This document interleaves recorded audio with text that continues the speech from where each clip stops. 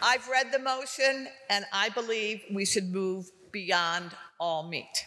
So, what we choose to eat has consequences far beyond the circumference of our plates.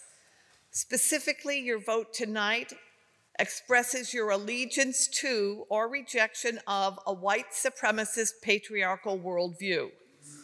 Do we vote to further inequality and sustain world-destroying violence?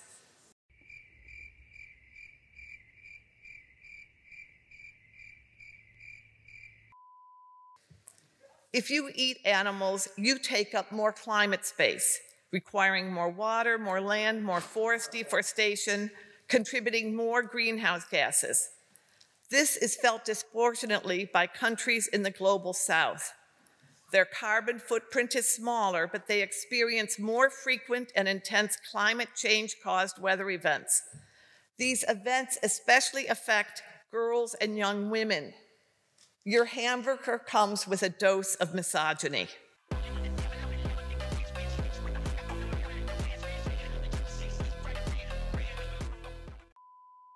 The assumption that the best protein comes from corpses is a racist belief, as it erases and replaces indigenous African, Asian, Mesoamerican cultural food practices. Meat eating is also one of the ways gender-based structures of oppression are perpetuated. Men in the West are taunted to renew their man card by eating meat because that's what real men do. That's the sexual politics of meat, and it reveals how unsettled masculinity really is. Back home, my library card is good for 7 years, but a man card can expire between breakfast and lunch if someone eats a veggie burger. Masculinity, a construct of the gender binary facing constant destabilization, feels always under threat, and eating animals is its protection racket. Question? That's why after 9/11, nope. That's why after 9/11, a focus on men as heroes and on meat eating became part of the reclamation of a wounded masculinity. What the? When a black man was elected as US president, we saw how white this wounded masculinity was. White supremacists weaponized it, eating meat, eggs, and dairy.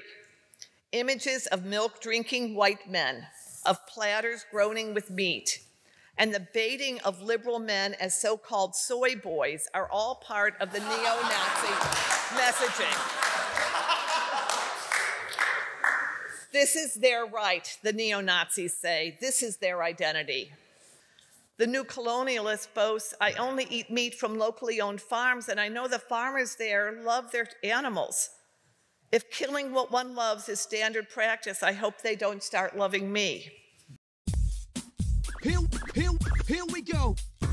Not funny. Our whiteness is part of the problem of meat eating. It really is. So your vote tonight is important, but even more important is the question of what or who will be on your plate in the morning.